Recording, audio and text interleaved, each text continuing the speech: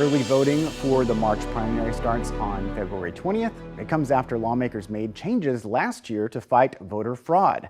But how will those changes affect your experience at the polls? Our Ryan Chandler spoke one-on-one with the Texas Secretary of State to find out.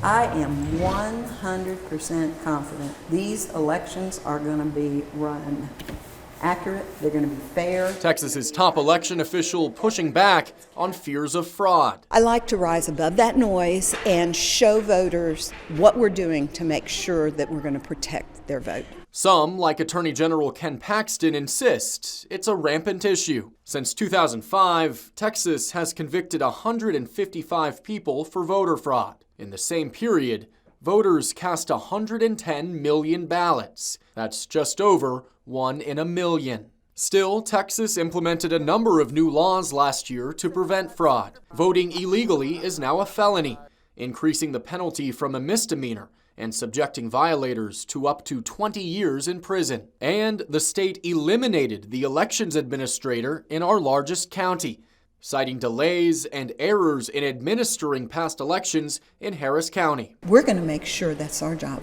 to make sure that every vote counts and that there are no shenanigans. Other new laws could affect some voters' experience at the polls. Voters unable to walk can now skip the line or vote from their cars in reserved parking spaces. Nelson encouraging every Texan to get out and vote. Turn off the internet, think back to your history classes, think how precious that right to vote is and how many people fought for this country to make sure that we have those rights ensured. Ryan Chandler, State of Texas.